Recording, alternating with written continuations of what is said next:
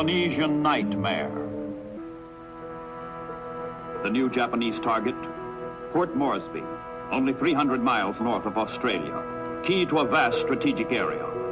Daily come the bombers, daily comes destruction. Port Moresby blocks Japan's complete control of New Guinea, of Australia. It must be smashed. It must be taken.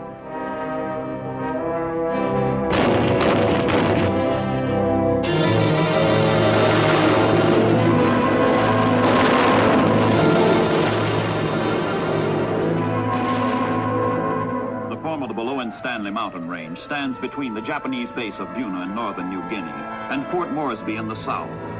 Miles of jagged hills and gloomy gorges, steep escarpments and trackless jungle. A frightful natural barrier. But in July 1942, the Japanese began to move over the mountains. In their earlier amphibious attempt to take Port Moresby, they were turned back by the United States Navy at the Battle of the Coral Sea.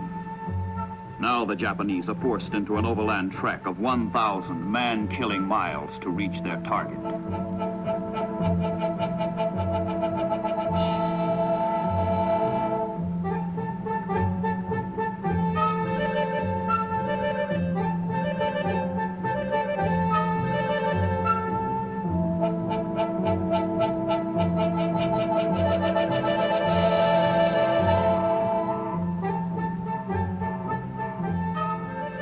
Outside Port Moresby, where the Japanese must be met and stopped, is a steaming, tangled nightmare of tropical undergrowth and malarial mountains. This is the part of the world called Melanesia, the Black Islands. For the Allied soldiers, sailors, and airmen who must throw back the Japanese, the Melanesian Nightmare begins.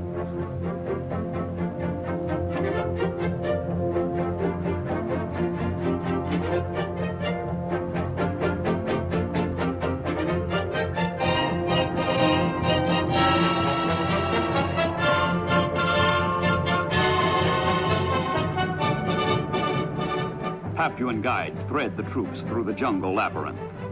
Australian infantry has stopped the Japanese a scant 30 miles from Port Moresby. Now it is the Allies who must advance through tortuous New Guinea, against a foe fiercely resisting.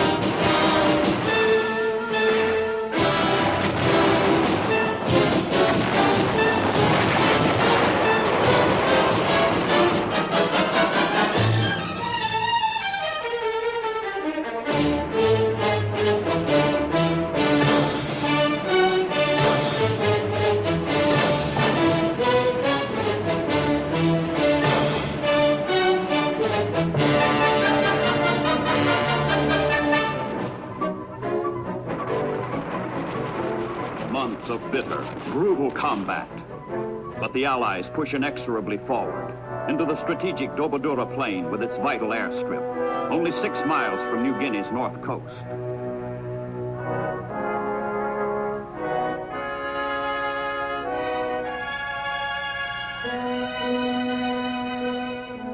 The Japanese retreat becomes a rout. Enemy garrisons give up Buna, Gona, Sanananda, North Coast bases that will serve as stepping stones for future Allied advance. For both sides, the campaign has been a horror of death, wounds, disease.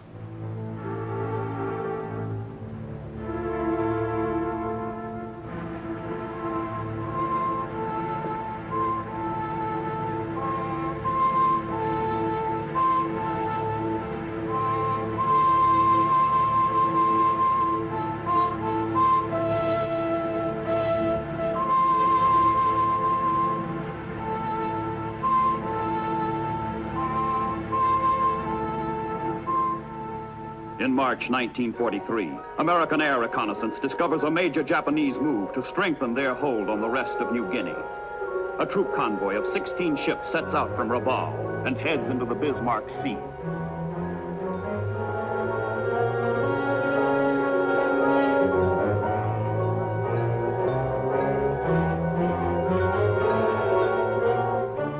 Dispatches come indicating 8 enemy troop transports and 8 destroyers on the way.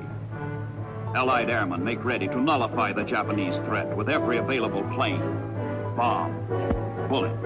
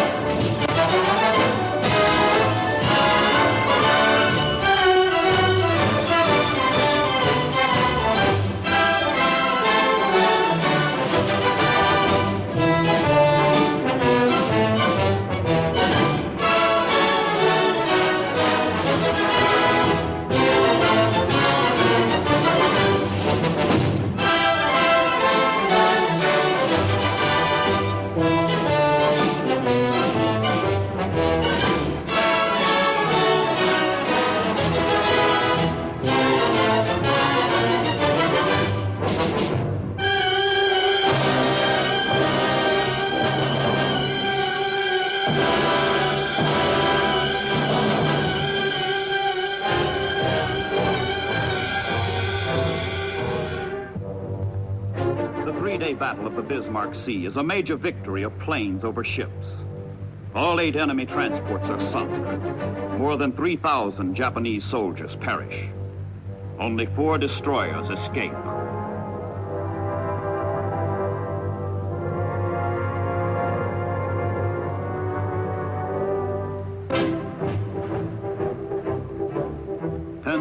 Miles from the Bismarck Sea. Throughout the United States, shipyards are building a new amphibious navy and strange new ships called LSTs, landing ship tanks. These will change the pattern of war. The Second World War has evolved into the first great amphibious conflict in history, and landing craft take priority over destroyers, carriers, and everything else. Down the rivers of the United States, into the oceans of the world, plod the LSTs.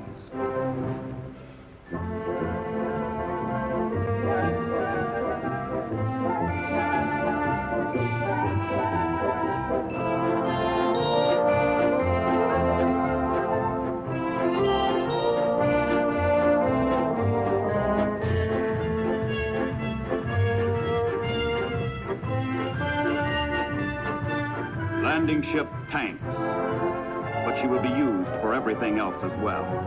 And loading her for combat becomes a job for experts. The 2,100 tons of materiel she carries must be stowed aboard in precise sequence and proper order, so that what is needed worst can be put ashore quickest when she joins battle on some remote beachhead.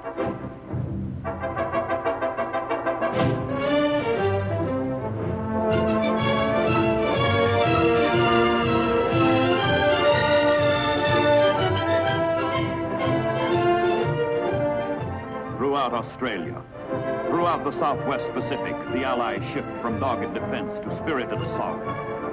Beginning in the summer of 1943, the men, the ships, the materiel flow in a massive surge west and north toward Mindanao and the distant Philippines. General MacArthur's strategy has long called for an advance along the New Guinea-Mindanao axis. This advance will be borne largely by small amphibious craft, a navy without glamour. These men know only hard work, hard living, hard fighting, and hard-won victories. Now the LSTs, the floating garages, come into their own. Loading techniques blueprinted in advance become actuality. Pile it in, stuff them full, and every item finds its designated place.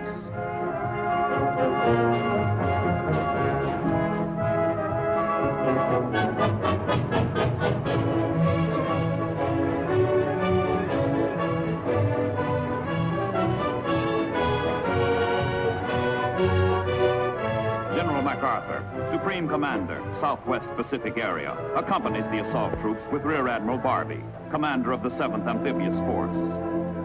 I shall return, MacArthur has said, referring to the Philippines. But fulfillment has seemed remote. Now the return begins. From Sydney, from Brisbane, into the Coral Sea, into the Bismarck Sea, along the northern New Guinea coast, move the Allied armies and navies.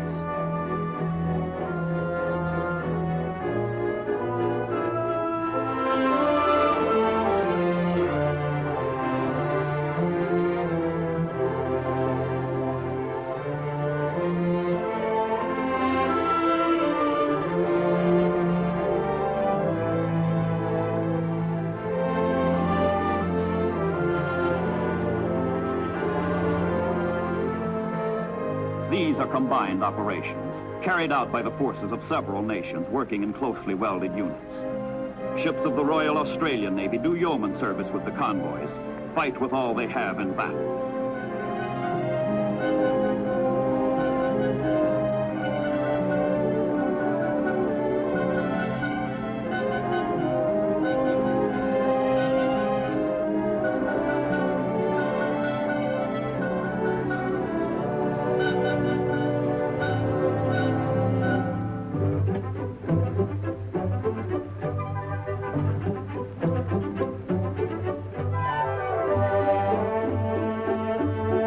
Nassau Bay, Salamaua, Lae, Finchaufen, Saidor. These are footholds along the New Guinea coast, needed for Allied progress westward. The approach is covered, stealthy, cloaked in darkness. And night in the convoy is tense, silent, strained. Dawn will bring the test of combat, the ordeal of fire.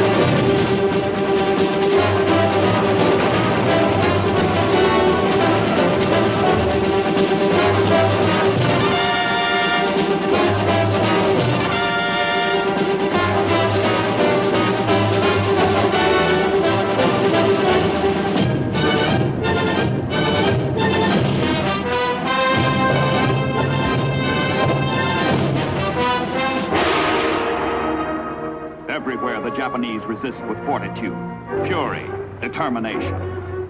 Cut off from their bases, with retreat impossible, they fight the losing battle for New Guinea.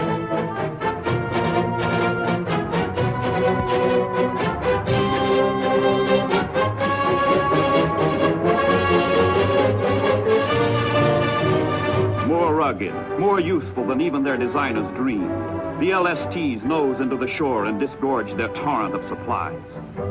The wealth and ingenuity that has made America great in peace combine to make her victorious in war.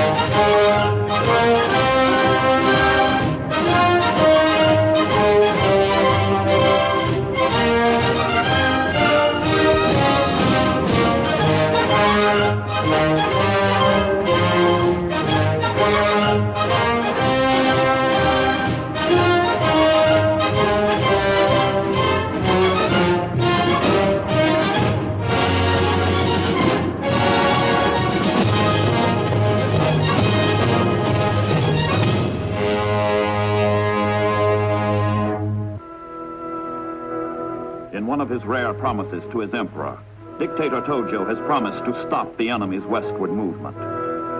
The Imperial Japanese command, having lost the initiative, falls back on the tenacity of the foot soldier. All the strength that can be spared from other theaters is mustered to hold Western New Guinea for the Empire.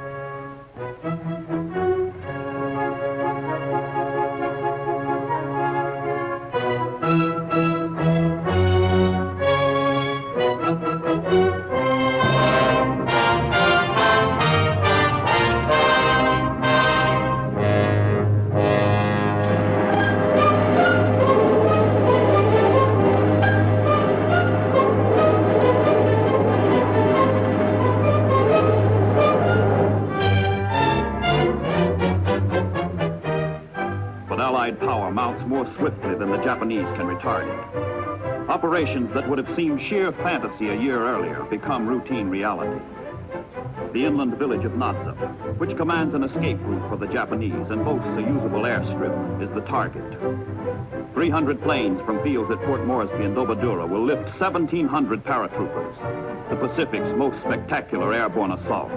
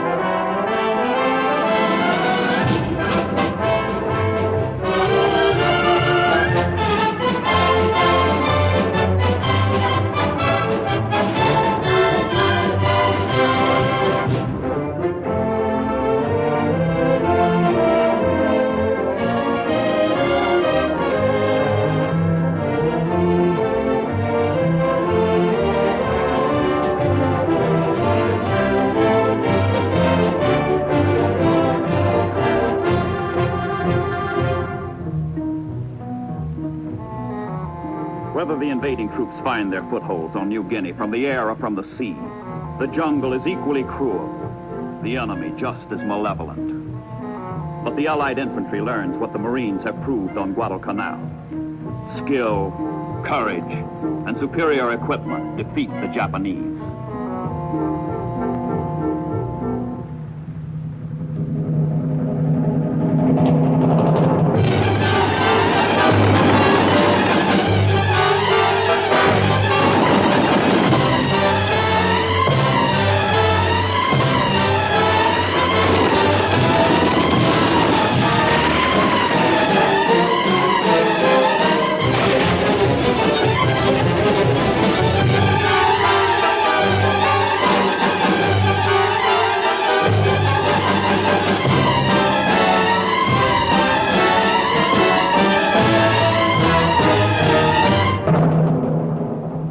Guinea natives are primitive and warlike. Headhunting and sorcery are part of their lives. But an enlightened colonial administration has won their loyalty. As pathfinders and guides, they lead Allied patrols through secret trails, bring up mail and supplies, and help maintain isolated outposts deep in the jungle.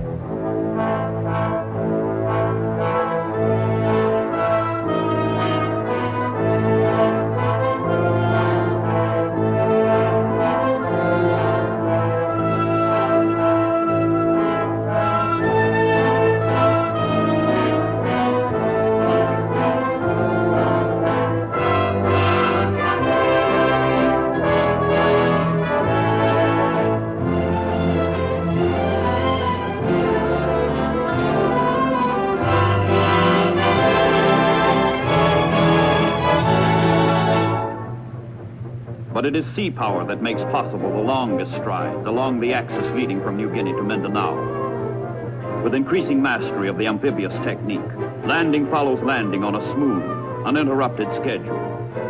Over a period of 18 months, the Allies average a new landing every 35 days. And each new foothold is converted into a staging area for the next leap along the New Guinea coast.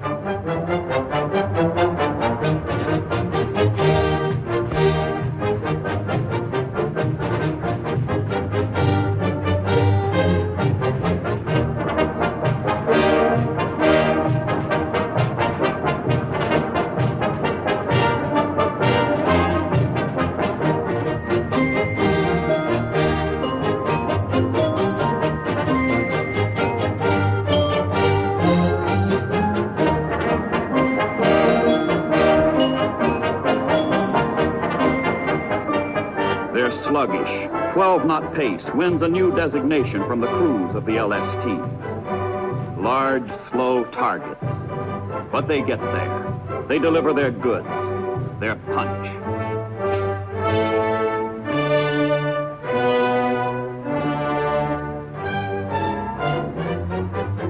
Admiral Nimitz, Commander-in-Chief of the United States Pacific Fleet, and General MacArthur work out the grand design for the Westwood Advance. Nimitz supports MacArthur, making possible huge leapfrog jumps along New Guinea's coast. With Itape and Hollandia, the Allies will be 400 miles nearer to the goal, nearer to the Philippines.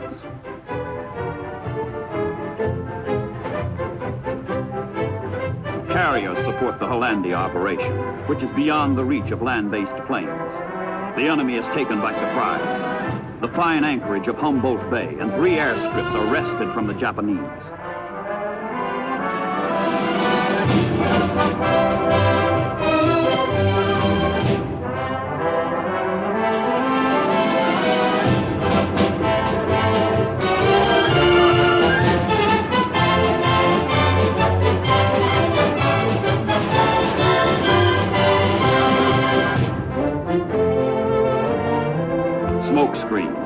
To cloak ever more landing troops. And the advance goes relentlessly on, north and west, Arroway, Wakta and Biak, Noompoor and Sansapor. Sansapor is on the uttermost western tip of New Guinea, and with it the entire coast is in Allied hands. But the advance does not stop. In September 1944, the Allies swarm ashore on the island of Morotai, on the threshold of the Philippines. More than 135,000 enemy troops have been bypassed, cut off without hope of rescue. In a little over 12 months, Allied forces in the Southwest Pacific storm 1,300 miles closer to the heart of the Japanese Empire.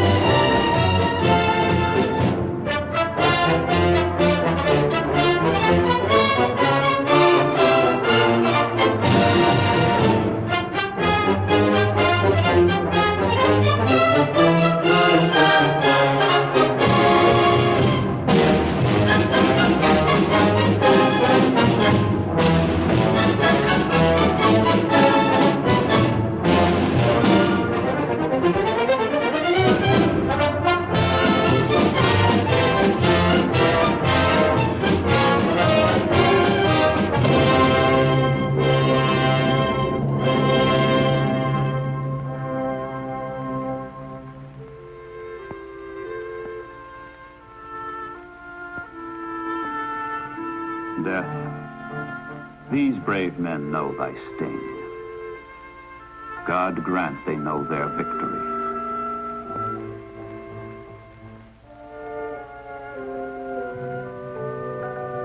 In Tokyo, throughout Japan, a weird, an unreal atmosphere of victory and invincibility still prevails. A feverish, fraudulent security shrouds the islands. Reports from all the battlefronts tell of nothing but Japanese triumph, Allied disaster. But beneath the cheering, oozes out the hideous truth.